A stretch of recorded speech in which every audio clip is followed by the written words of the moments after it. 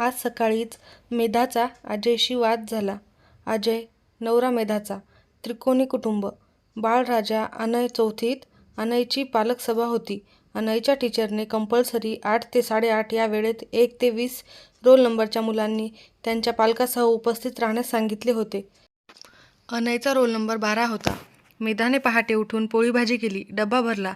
हे करेस्तोवर तिला 7:30 वाजले. अर्ध्या तासात अनय व तिचं आवरून तिला रिक्षेने शाळेत पोहोचायचं होतं. पण अजय ऐकेना. तो सांगू लागला की त्याची मीटिंग आहे, त्याला लवकर निघावं लागणार, त्यामुळे तो आधी आंघोळ करणार. मेधा म्हणाली, तसं असेल तर शाळा ऑफिसच्या वाटेवर तर आहे, तू जा पालक सभेला. एखादा वेळ मुलाला नाही नेलं तरी चालतं. तसा आपला अनयही मस्ती वगैरे करत नाही, त्यामुळे त्याच्याविषयी फारशा तक्रारी नसतात. अजय भडकला, तुला काय माझं ऑफिस म्हणजे धाबा वाटतो का? आओ जाओ घर आपना. मी आधी जाणार, मग तुम्ही मायलेक काय करायचं ते करा तिकडे. मेधा पण भडकली. तिने त्याला प्रत्युत्तर केलं. शब्दाला शब्द वाढत गेला. हळूहळू शब्द थिजून गेले व अबोला सुरू झाला. मेधाने कसं बसं आवरलं. अनयला आंघोळ न घालता थोडंसं तोंड धुवून गणवेश घातला व इमारतीखाली आली. रस्त्यावर येताच तिने रिक्षा पकडली. मेधाचा गळा दाटून आला होता. मनात विचारांचं काहूर माजलं होतं. का वागतो अजय असा? माझं बाळ तसा.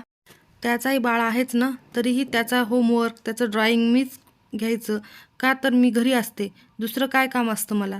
परीक्षेच्या वेळात अनयची सगळी तयारी मीच करून द्यायची.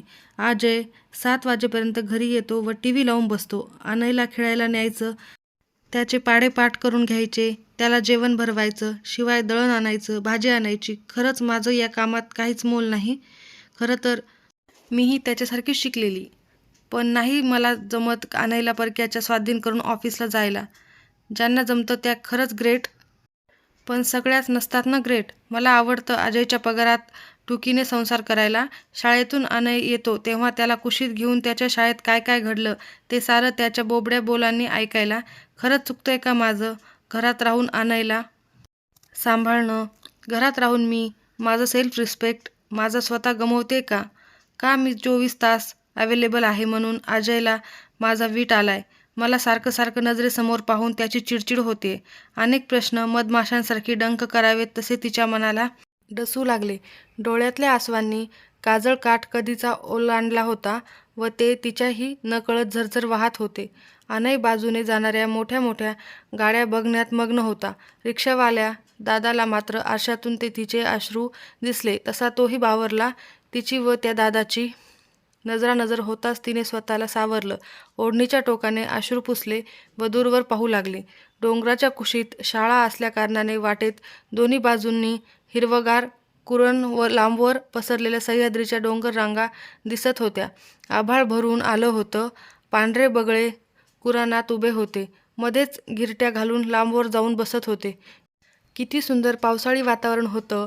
पण मेधाच्या डोळ्यातही ढग दाटून आले होते. तिला तिच्या अजयचा जाम राग आला होता.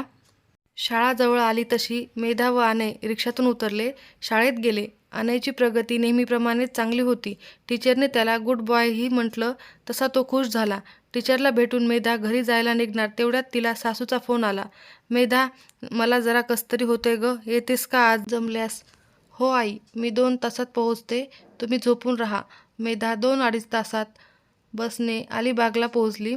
सासूचं अंग बोटाने पाहिलं तर कडत लागलं. तिने ताबडतोब त्यांना डॉक्टरकडे नेऊन आणलं. BP, शुगर सगळं चेक केलं. सगळं नॉर्मल होतं. पावसाळी हवेमुळे फ्लू झाला होता. डॉक्टरांनी औषध गोळ्या लिहून दिल्या. मेधाने मऊ वरण भात केला. त्यावर थोडं तूप, मेथकूट पेरलं व सासूबाईंना वाढलं. अनयही आजीसोबत गप्पा मारत जेवला. अलिबागला मेधाची सासू अनाथ मुलांसाठी शाळा चालवत होती, त्यामुळे तिला अजय मेधासोबत जाऊन राहणे शक्य नव्हते. 4 वाजेपर्यंत मेधाच्या सासूला छान तरतरी आली. नातवाच्या गप्पा ऐकून अंगातला शीण निघून गेला. आजीचा निरोप घेऊन मेधा व अनय निघाले. पण वाटेत तुफान पाऊस सुरू झाला. रस्त्यावर गुडघाभर पाणी साचले होते. ट्रॅफिक जाम झाला होता. मुंगीच्या चालीने वाहनाची ये-जा चालू होती. इकडे 7 वाजता अजय घरी आला. नेहमीसारखाच गरमागरम चहा पोहे दिमतीला नव्हते. घर झोपेतून उठल्यासारखं अस्ताव्यस्त पसरलं होतं.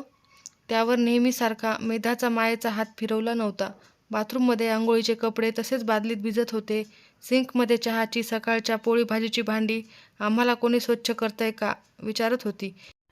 त्या गोडसानीला मुंग्याची रांग लागली होती. अजयच्या डोळ्यासमोर मेधाचा सकाळचा थरथरणारा अगणित असलेला लालबुंद चेहरा आला. त्याने मेधाला फोन लावला, पण नेमकी मेधाच्या फोनची बॅटरी डाऊन झाली होती. कॉल लागतच नाही. अजयने ओटा स्वच्छ केला, भांडी स्वच्छ केली, घरातला केर काढला, दिवाबत्ती केली, पिठलं भात केला. त्याला वाटलं अनयच्या एखाद्या मित्राचा वाढदिवस असेल, तिथे गेली असेल. पण रात्रीचे 10 वाजले. तसा त्याचा संयम सुटला. नको नको त्या विचारांनी मनात काहूर केले. का रागवलो सकाळी एवढा मी? त्या टवळ्या बॉसमुळे माझं फॅमिली लाईफ का बरबाद करतोय मी?